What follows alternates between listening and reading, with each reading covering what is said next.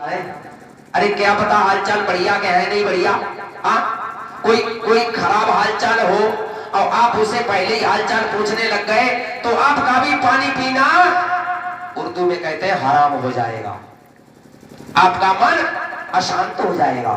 इसलिए सबसे पहले जलपान कराओ, भोजन कराओ, इसके बाद हालचाल पूछो।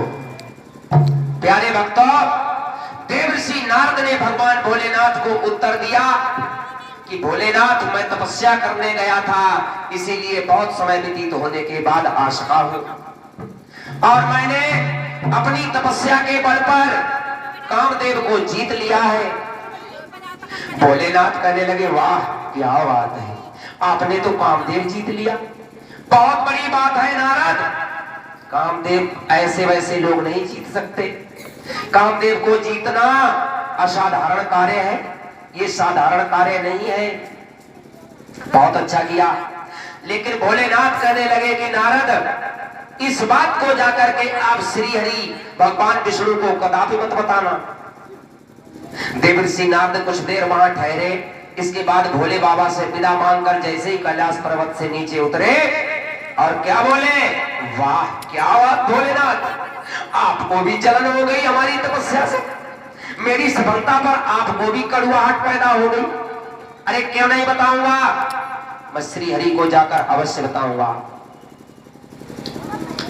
भैया ये आपके माइक आवाज खींच रहे हैं, ये माइक जो है आवाज खींच रहे हैं, अंदर को गला बैठा रहे हैं, मैं बता रहा हूं 3 दिन से।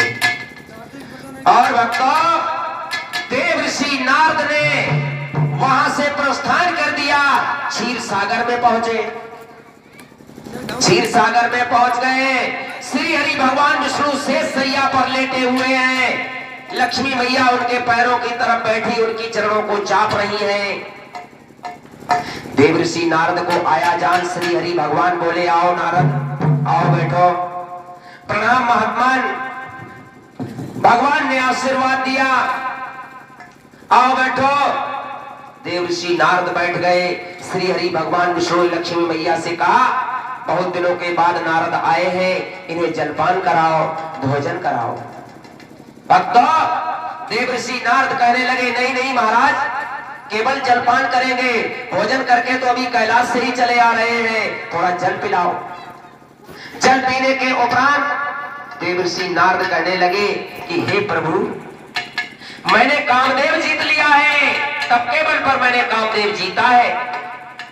भगवान कहने लगे, वाह क्या बात है, ये तो बहुत बड़ी सफलता है, आपने वो कार्य करके दिखाया जो बड़े बड़े देवता लोग ऋषि मुनि भी नहीं कर पाते। नारद कहने लगे, प्रभु हाँ ये बहुत बड़ा कार्य किया है मैंने, कामदेव को जीतना कोई साधारण बात नहीं है प्रभु। भगवान कहने लगे, बिल्कुल सत्य बात है, कामदेव को जीतना सहज नहीं है। यही सारी बातें होते होते कुछ समय व्यतीत हुआ। देवर्षि नारद कहने लगे, प्रभु अब तो बहुत समय आपके यहाँ आए हुए हो गया है, अब मैं विदा चाहूंगा, आप मुझे अनुमति दें। भगवान ने कहा, ठीक है, आपकी नहीं रुकने की इच्छा है तो आप जाइए। देवर्षि नारद वहां से विदा होके चल दिए। श्री हरि भगवान सोचने लगे कि हमारे इस भक्त के मन में अहंकार पैदा हो गया है, इस भक्त के मन में अहंकार पैदा हुआ है, इस अहंकार को अवश्य दूर करना चाहिए।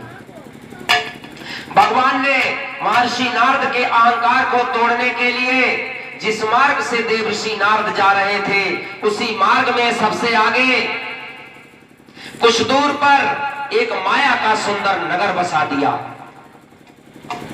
उस नगर का नाम है शील नगर।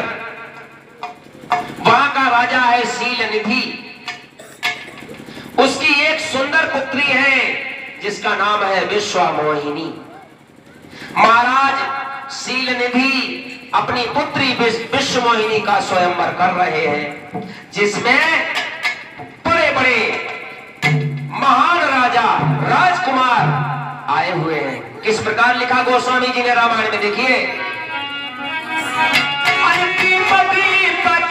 भूपति नाना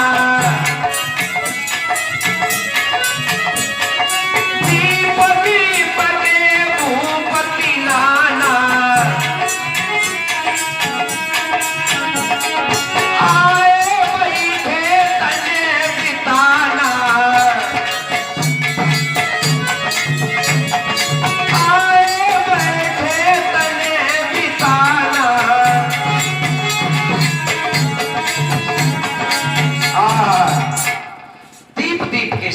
दीपा वसुंधरा। ये हमारी धरती 7 द्वीपों में विभाजित है।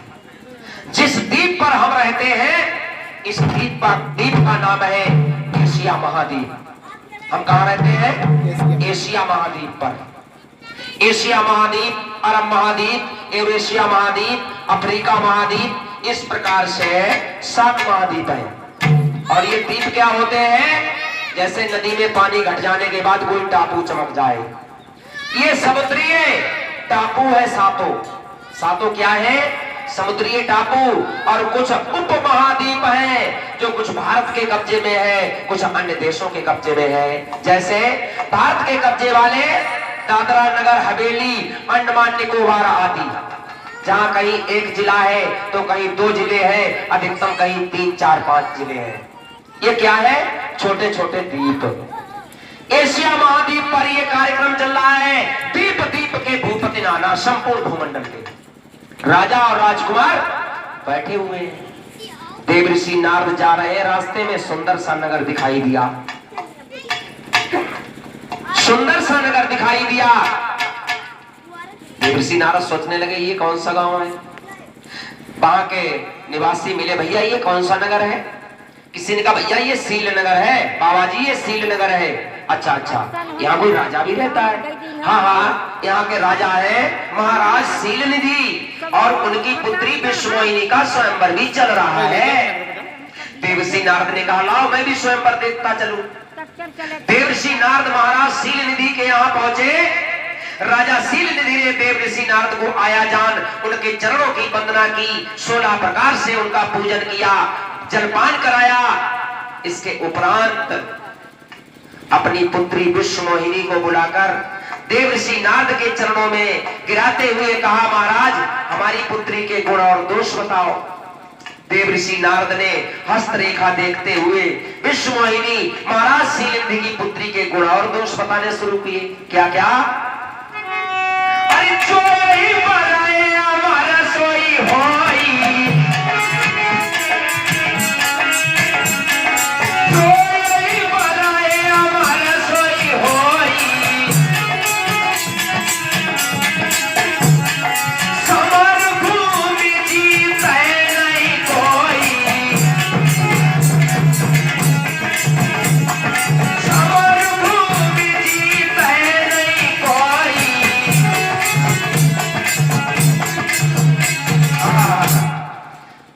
नारद ने कहा महाराज आपकी ये पुत्री सर्वगुण संपन्न है,